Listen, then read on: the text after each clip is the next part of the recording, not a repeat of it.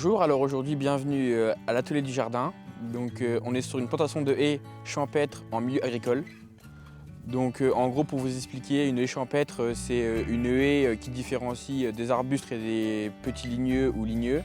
Une haie champêtre ça constitue des arbustes et des arbres, donc des hautes tiges, des ligneux, donc comme le charme commun, l'érable champêtre ou le tilleul à grande feuille, et aussi des petits arbustes comme le camérisier à balai, le cerisier Sainte-Lucie et le fusard d'Europe. Donc alors une haie champêtre, ça peut servir à diminuer l'érosion du sol, à protéger les cultures du soleil trop puissant, donc à créer de l'ombrage. Également à créer une continuité écologique pour la trame verte, donc pour que les animaux puissent passer d'un milieu à l'autre en sécurité. Et puis aussi que ça peut être une source de nourriture pour les petits animaux, avec des baies, des fruits, voilà, etc. Donc alors en amont de notre arrivée, l'agriculteur a mis en place un paillage. Ensuite nous, dès qu'on arrive, on fait un piquetage, donc avec une bande bleue, un fil et des piquets. Ensuite nous prenons une bande de peinture et un gabarit à 1,50 m entre chaque arbre.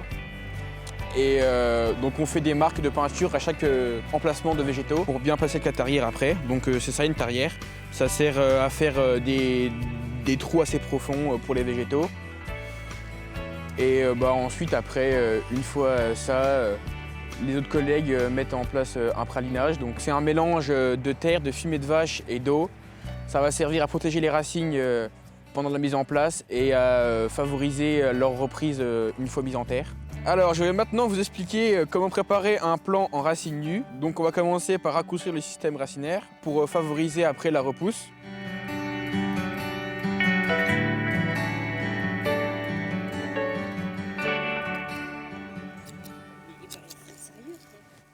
Voilà, ça donne ça. Ensuite on va raccourcir les branches, donc au-dessus du bourgeon toujours.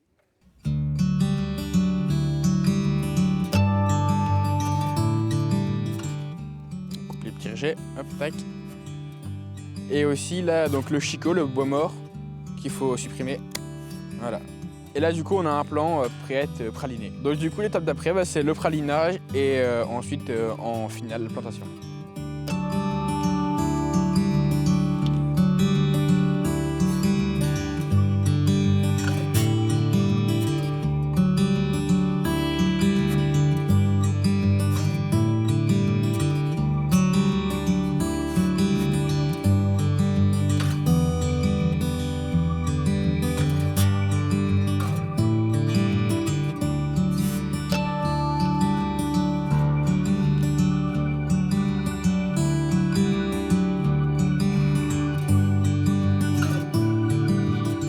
Donc alors, après avoir fait les trous à la tarière, on va venir planter les arbustes et les augers.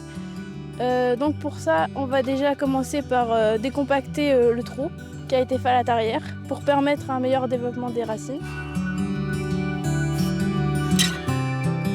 Donc après, on vient placer la plante à la hauteur du collet par rapport à la terre. Donc le collet, c'est la zone de transition entre les racines et la partie aérienne. Donc on vient le placer.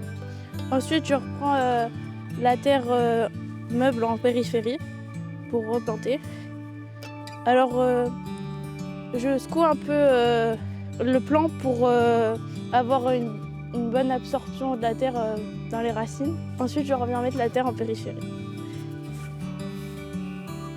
Donc je remets la toile de paillage bien autour du plant. Donc ça sert à garder l'humidité dans le sol et aussi pour limiter le développement de la strate herbacée.